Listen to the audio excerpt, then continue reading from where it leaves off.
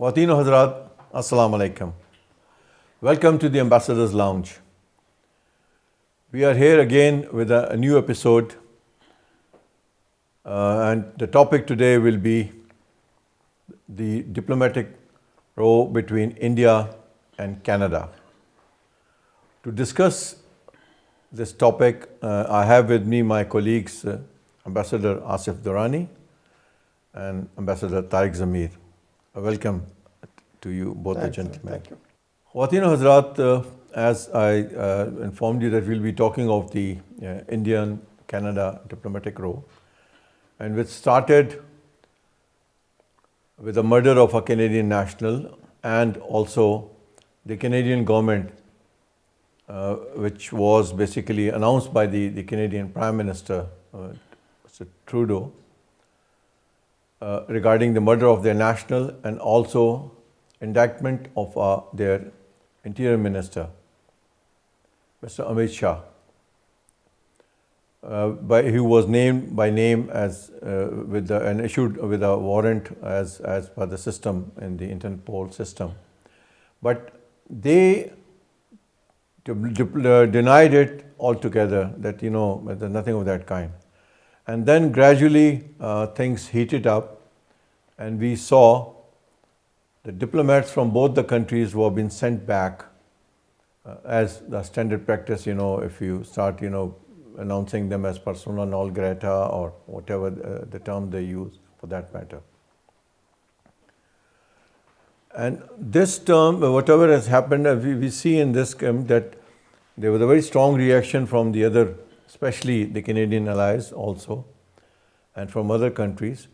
But never in the history the situation or the relations between these two countries went to that low situation or low level which has happened right now. So I'll be asking basically to start with Asif. Right now, keeping the history in view and what all has happened right now, how do you see the whole situation starting from there and going up all the way, that in which very strong statements have been issued even at the level of the Prime Minister and discussions in the Parliament and in the media? And then I'll ask Tariq about it. Miss, can I have your comments on it? Thank you, Tanvir. I think this is a very serious situation. And first time ever in the history of diplomatic relations between India and Canada. Sikh problem is not new. In 1984, it cost the life of Indira Gandhi. And it has been there for a long time. And but with the advent of the Hindutva regime in 2014, there is a clear message from the Hindutva forces that they cannot tolerate dissent. They cannot tolerate any demand which may call for equal rights for the citizens. And Sikhs are demanding actually the right to self-determination. And this has been denied. In fact, it is the broken promise from the Indian leadership and India as a whole, which in fact has forced the Sikh leadership to look for independence. But at the same time, when you talk about the murder or Mr. Amit Shah's indictment and Prime Minister Trudeau coming out in the public and then declaring 6 Indian diplomats as PNG, and then India, just to overcome the embarrassment, saying that we are withdrawing our High Commissioner. This has been unprecedented again in the history of Canadian and Indian relationships. For the first time ever, that almost entire embassy, entire High Commission of India has been withdrawn. at the officers level.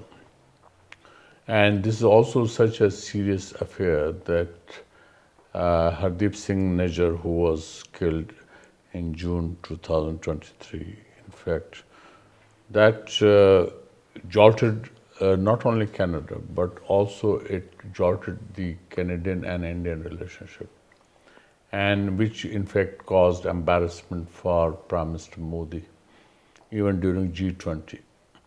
So this is something which is coming up, and it also is a sad commentary that India, perhaps economically, they are gaining strength and they are perhaps becoming rich, quote unquote. But this now-rich approach, in fact, would not help them in the international affairs. They have displayed this arrogance with Pakistan also. And not to forget that there have been many murders committed inside Pakistan by the Indians. And now it is, in fact, Pakistan has also made a case which would be rather more strong and more embarrassing for India than what we see as far as Canada is concerned. Yeah, okay. Tariq, would you like to add up something to that? Thank you, Tanveer. I think Asif has very well covered all areas of this thing, of the issue. You see, the point is in India, since the BJP and their thinking of using any force or to get down to any level, just to get to the to assert themselves. This urge is so strong that they have been doing it within their country. They have been doing it in the Indian occupied Kashmir. They have been killing the innocent people. They also did a few things in Pakistan. So maybe they felt very emboldened that they can do it also in Canada. Probably not appreciating the fact that in Canada there is, of course, a large Sikh population which is there for about 100 years, which have those who have become a part of the Canadian society. You have served there, you would know better. And these people are not there only, say, in business or in social circle, they are also very active in the politics. So it's not just that India is facing Canada. India is also facing the Sikhs, whom they had been brutalizing within their own country. And as Asif mentioned, 1984 was a watershed time in the sense that after the killing of Indira Gandhi by her Sikh bodyguard, the Hindus went on a rampage against the Sikhs to the extent of burning them alive, children, women, and all sorts of things. So this looks like that they miscalculated, and probably it may be a time for them to rethink and maybe to sort of repay in some other way whatever they have been doing.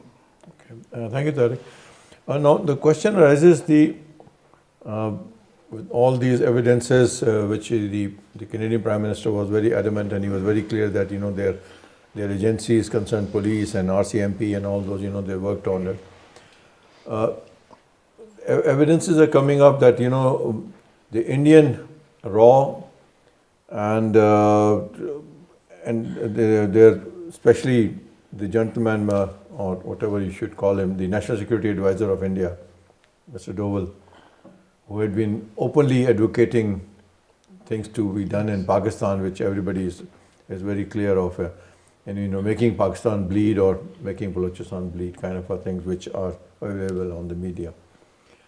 They use these tools, and in addition, as per the news and of media and all those, they use local gangs based in India and also pressurizing the Indian community based in Canada, which were either Canadian nationals or in the process, because the nationals do have some dependence on their embassies or high commissions to for some kind of a consular assistance and all, and they were all used. This is, I think, the question which raises questions that they thought they were so naive that they will not be detected or found out. How do you see this? I think India has tried its tactics, but unfortunately, it has not. I mean, it is a policy which is not going to help India in the longer run. They, in fact, they were also planning to kill Gurwant Singh Panun, who is based in the United States. And even the United States has extradited the gentleman by the name of Akash Yadav from Czech Republic. So, this is just not Canada. In fact, it is unraveling. And when we talk about terrorism, so it is just not the Al-Qaeda-led terrorism. There is a state terrorism which is at play. And Pakistan has long been maintaining that it is the state terrorism which is at play, whether it is in illegally occupied Jammu and Kashmir or Indian interference in Sri Lanka by supporting the LTTE. India forced itself on Sri Lanka in 1987 through the accord, according to which then India had to send its troops, so-called Indian peacekeeping forces, IKPF, but they were also known as Indian Peacekeeping by Force rather than IPKF as Indian Peacekeeping Forces. What happened? India had to have a humiliating retreat from Sri Lanka during VP Singh's prime ministership in 1990. I was there. And there were no tears were shed when Indian troops withdrew from Sri Lanka. And when ultimately Sri Lanka went for the actual assault on LTT, and it requested the Indians to come to the rescue, they withdrew, and they in fact refused to join in rescuing the Sri Lankans. It was Pakistan which assisted Sri Lanka. So India, in fact, it used its size, its prowess to dictate its terms, but unfortunately, it would not give dividends which they think that they can accrue with their size and with their economic size.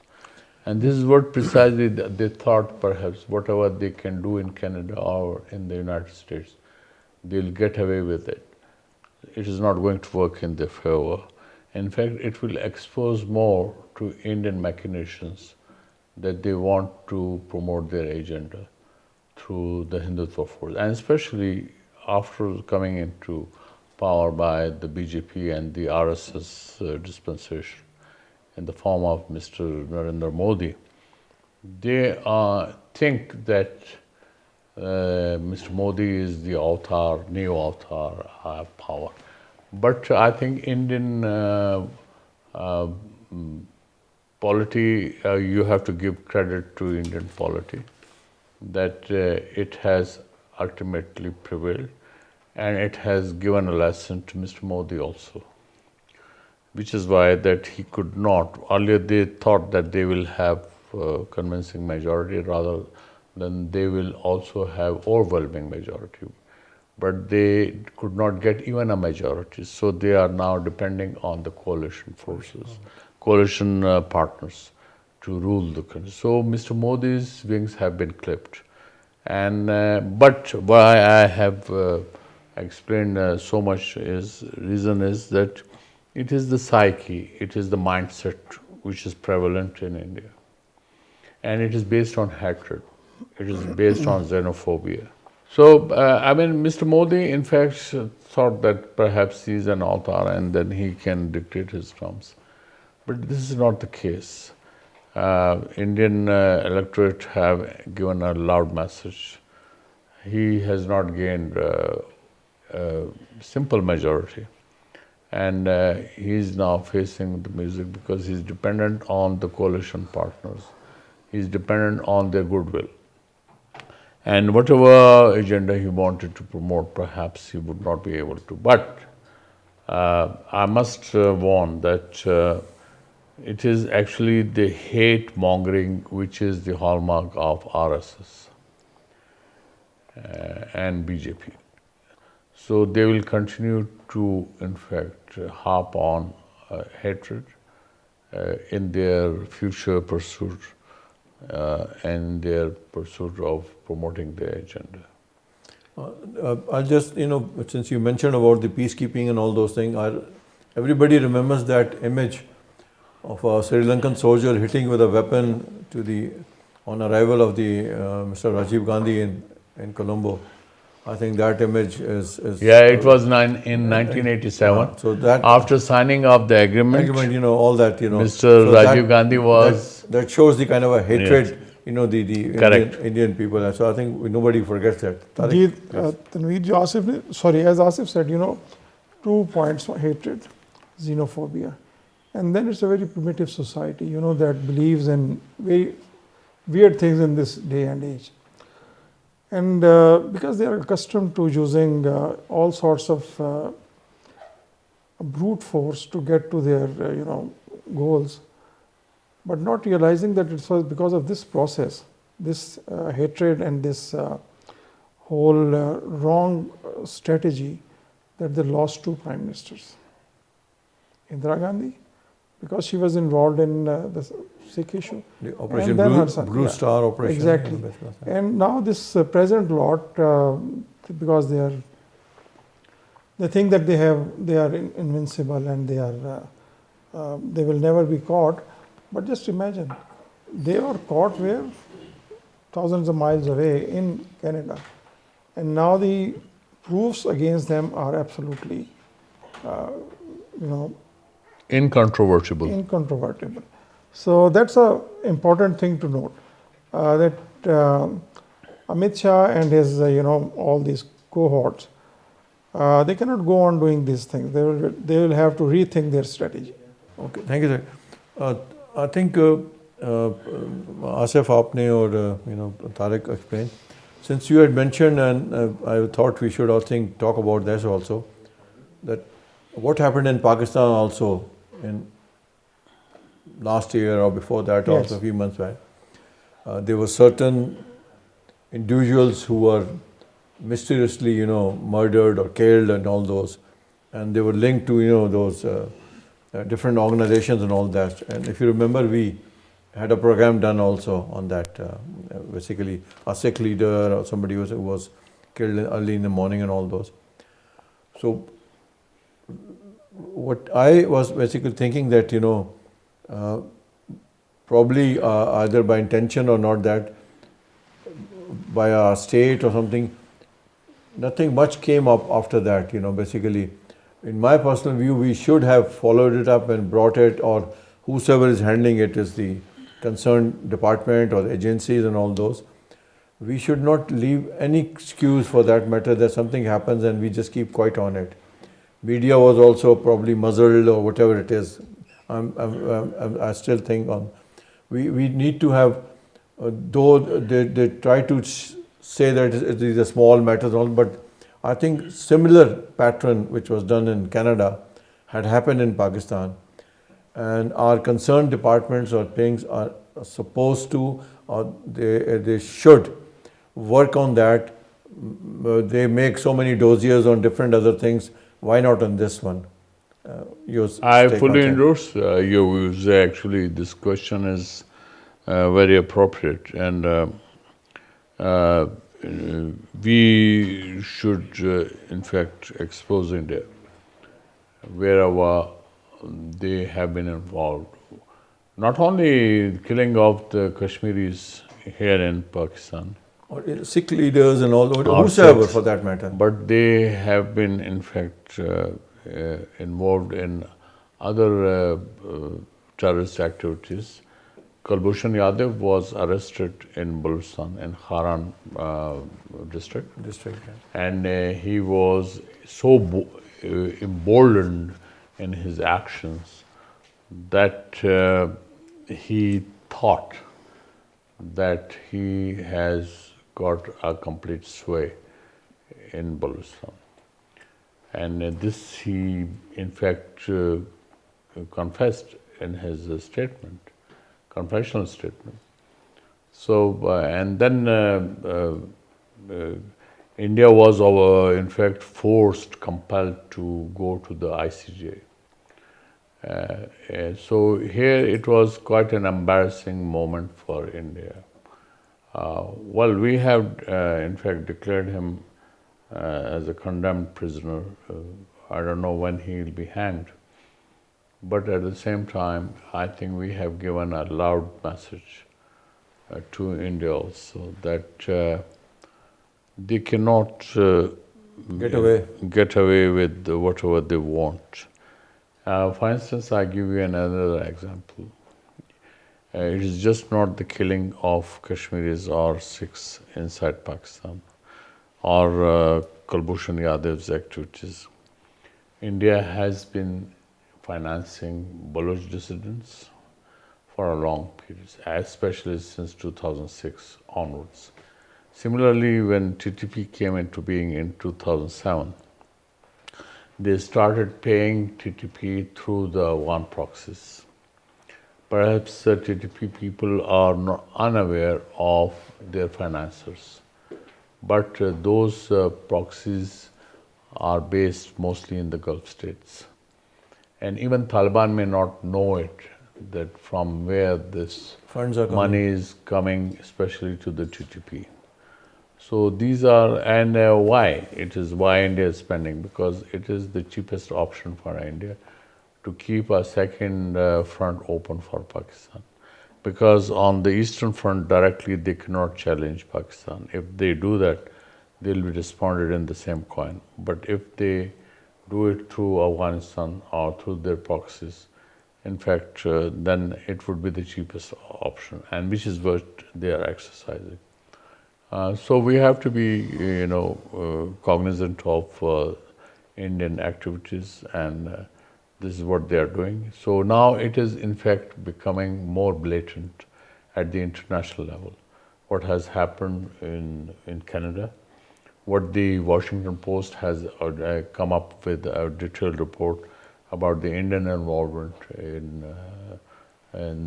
this killing of the Sikhs, whether it's Canada or it's in the United States. They intended to do that, and in the United States, since it's a superpower, so it could in fact repatriate that fellow Yadav, Vikas Yadav, from Czech Republic. So these are something in Pashto we call it Povdo ke to Khadelidi.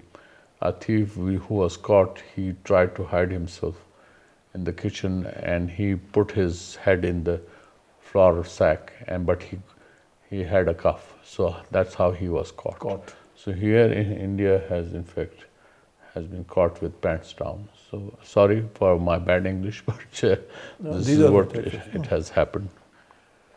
Thank you, Asif. I think you're very right. I think now the time has come, since we started with our discussion with Canada-India thing, it's time that, those countries, I think, take a stand.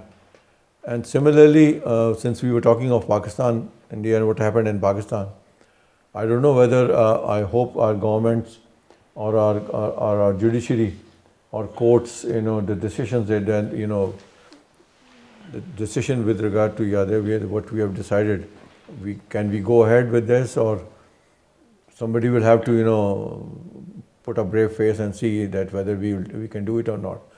Otherwise, we cannot please a neighbor who has been not a good neighbor with us, and especially if you listen to the words of the National Security Advisor talking to their students in a university, which I mentioned before also, in which the word says that we'll make Pakistan bleed in Balochistan.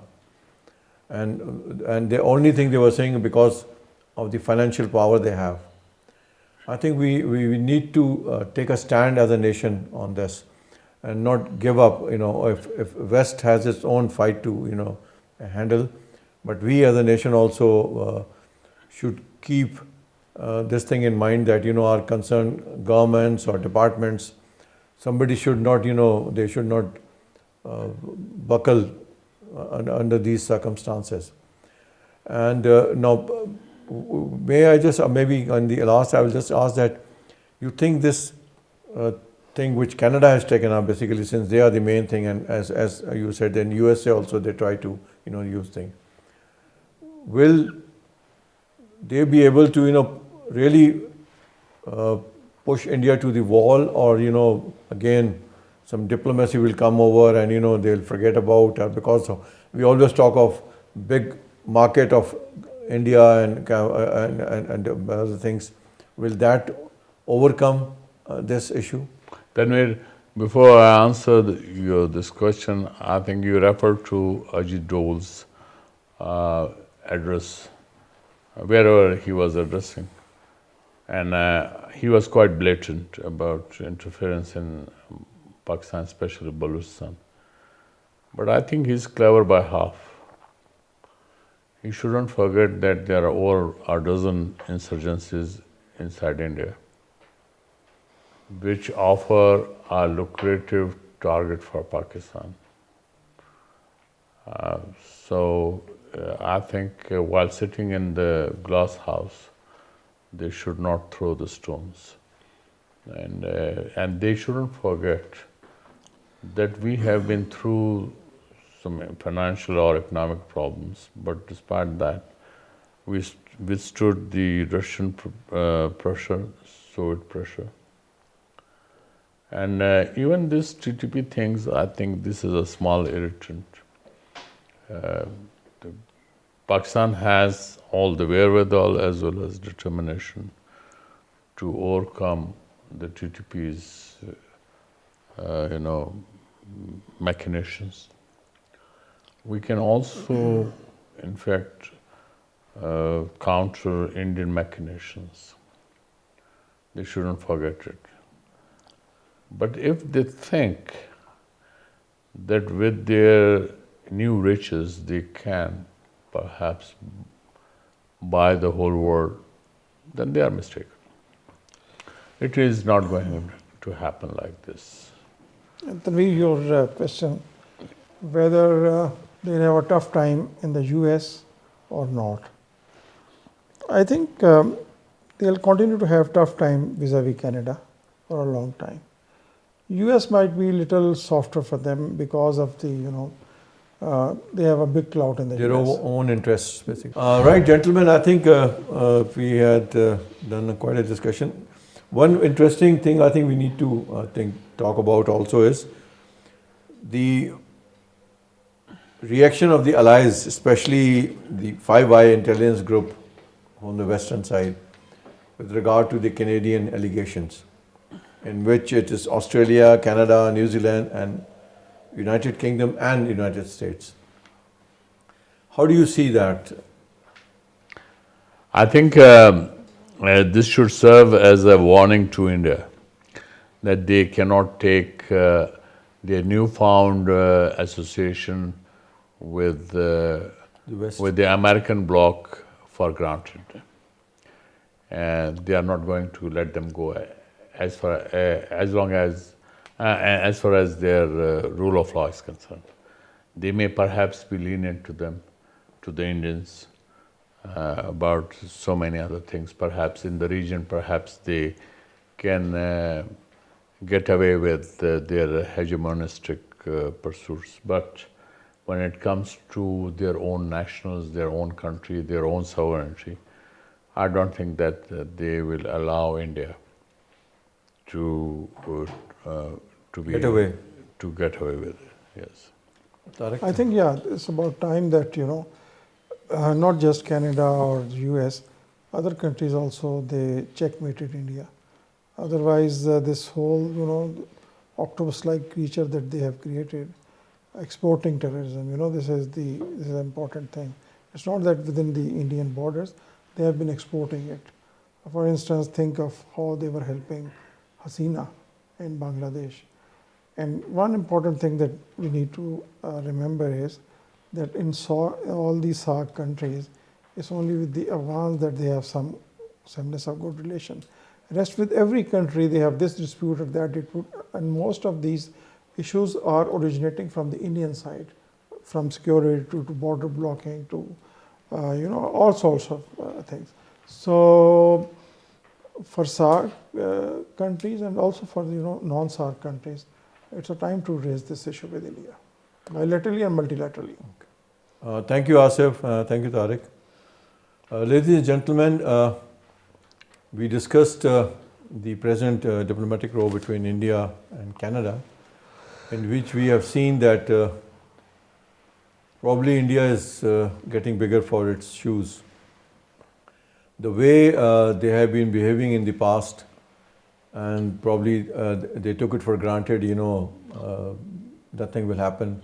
We have seen, especially with regard to Pakistan-India relations, many a time they used to get support from the West. But now, since there's a big Western country, especially Canada, and the gentleman who was killed, Mr. Najjar, who was a Sikh by origin, and in Canada, I think the biggest Sikh population is in British Columbia.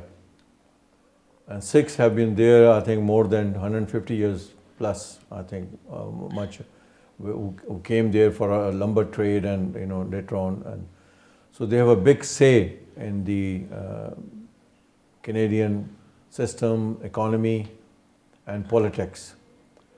So I don't think India should be able to get away this time.